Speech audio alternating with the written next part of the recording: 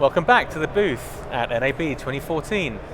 Without further ado, I'm going to move on to our next subject, which is getting better interview audio. And for that, I'm joined by our friends from Rode Microphones, Scott Emerton from Rode. There. Well, we actually have never met in person up till now, but you came all the way from meet Australia. Yeah, absolutely. Welcome, welcome. Our old friend, Olivia Sperenza. Nice to see you. Who's been doing some stuff with Rode, but is also a presenter and a filmmaker. Not a filmmaker, presenter, producer. I've worked in production for 8 years or so I know my way around. Okay. And then on my far left is our own. What's your name again? Who are you? Who are you? I've seen you before somewhere. This is Clinton Hahn, one of the newsshooter.com team, and also a filmmaker, a DP based in Australia, not too far away from where Scott is. Absolutely, around the corner. Yeah, the Australian invasion, it begins here, right? That's it. Okay, so we're going to talk about better interview technique, better interview audio. Absolutely. How do you get better interview audio?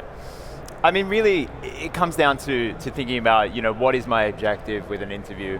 And ultimately, it's the intelligibility and clarity of the voice, There's a lot of different scenarios where you're filmmaking and you want different things, an immersive soundscape and so on, but without a doubt, my objective getting audio in an interview is that clarity of voice and my audience understanding exactly what the subject or the interviewee is trying to say.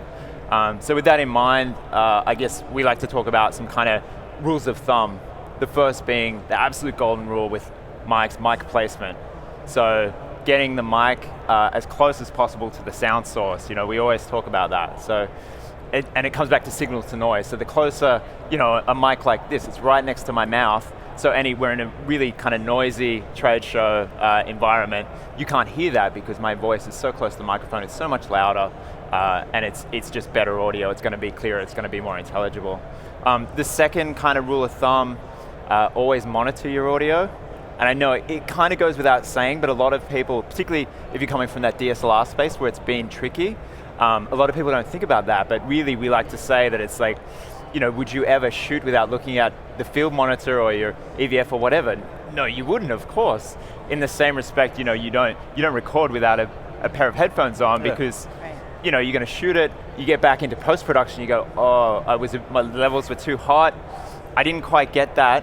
What do? The day's gone. You can't do it. You've got to have a backup or so on. So, but if you're monitoring, you can get it straight away. I think that's a message that's slowly getting out there. I mean, wandering around the show floor, that I see more bloggers with headphones on this year than previous years. So absolutely, I think people are getting it. It's lessons learned, right? You learn the hard way. You do it once, and then you're like, oh, that's not. Yeah, I realize a really simple thing such as monitoring saves me a lot of time in the end. And then the third one that kind of comes along with that is setting your levels.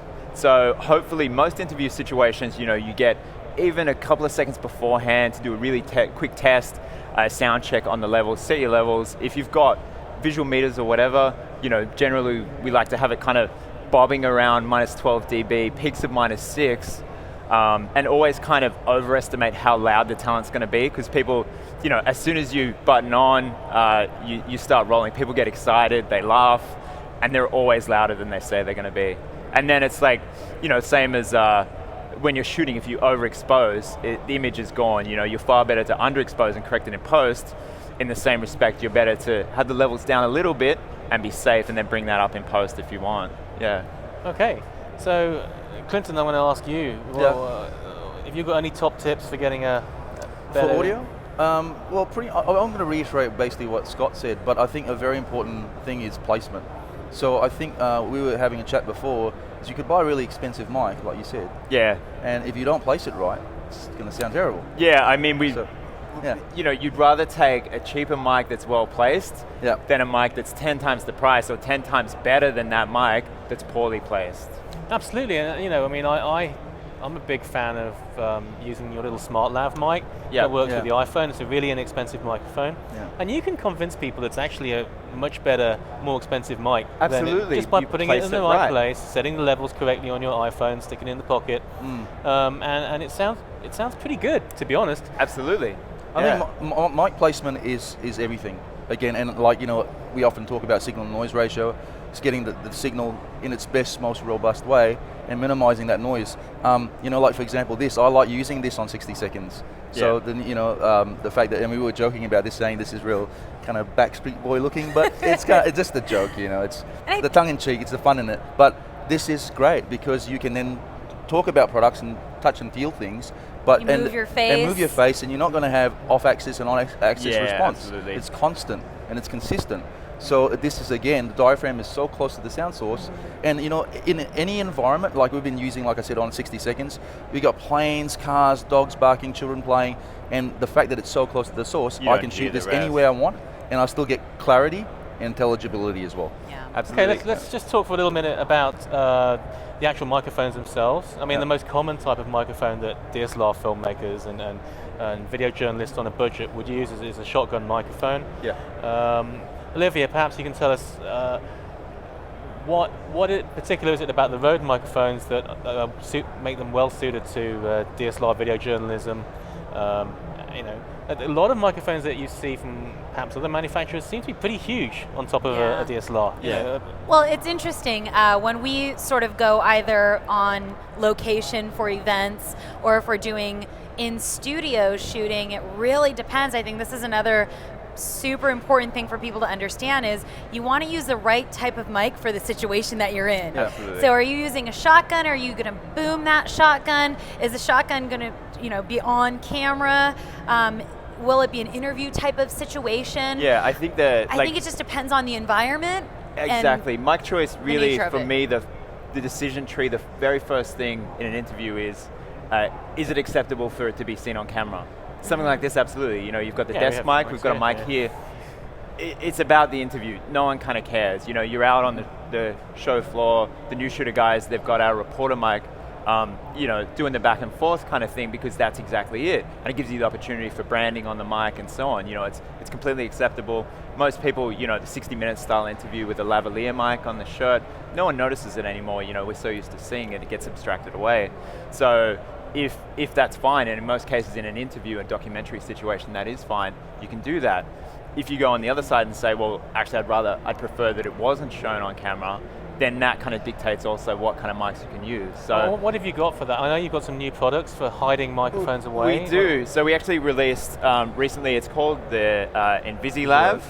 It's basically a silicon mount. I'm not sure whether I've It's pretty small. placed it. Yeah, it's like medical grade silicon basically, and the idea is that you can mount 2 lavs in there, so you have one for redundancy. So this is one of your regular lav This is mics? actually our smart lav.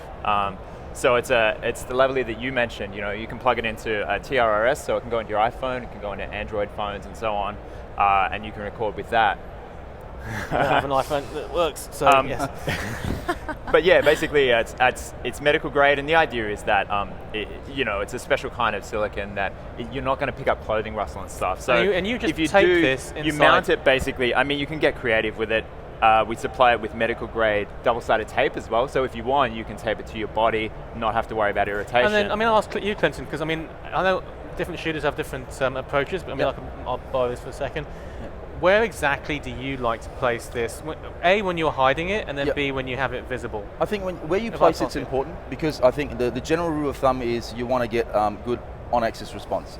And the thing is, the closer the lav is to, let's say, the sound source, you're going to have, let's say, if the person moves their head, then you're going to get that sort of phase shift thing happening because they're looking away from it. Absolutely. It's here, and then it sounds good, and then someone moves their head, and it doesn't sound right. So where the sternum should be, that's where I would generally place the mic.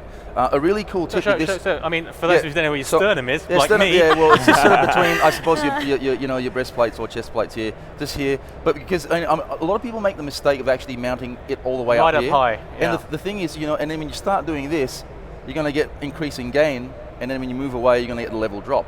So even though it's omnidirectional, it is still, you know, those are one of the things you got to think about.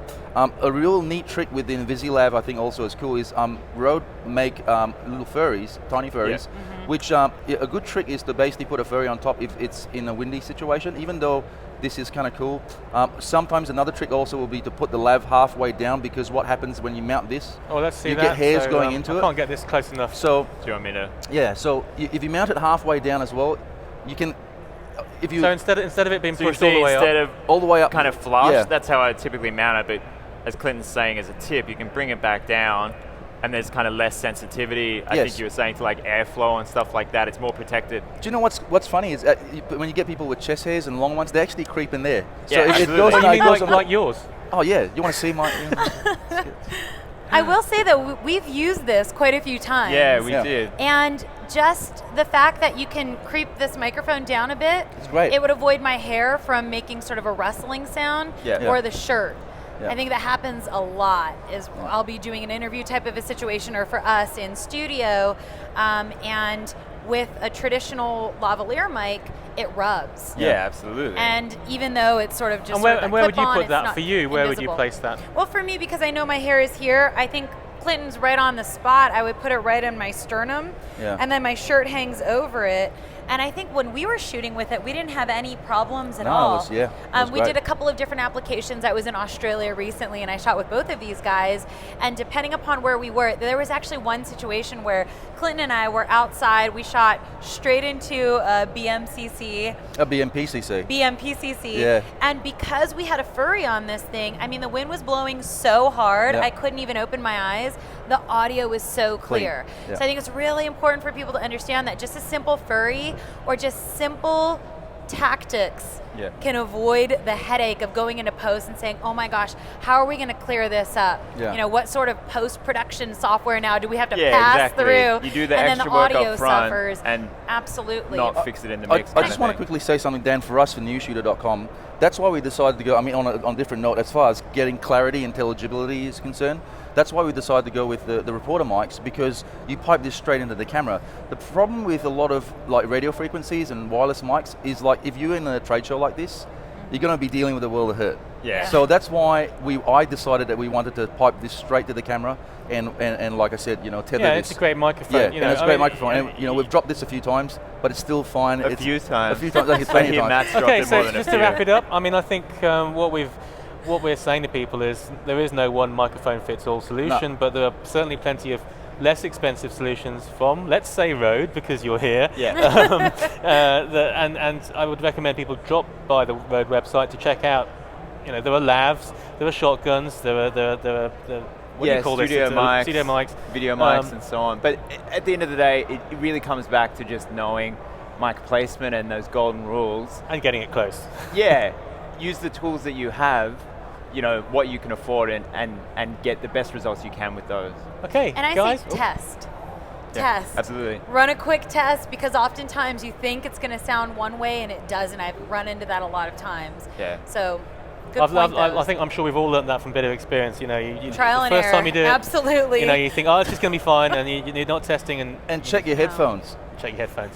Okay, see it, guys. That's a personal in joke. Thank you very much for coming on. Cheers, Dan. Thanks for having us, Dan. See you again soon. All right, thank you. And everybody else, we'll be back after a very short break with Brett Smith from Tiffin.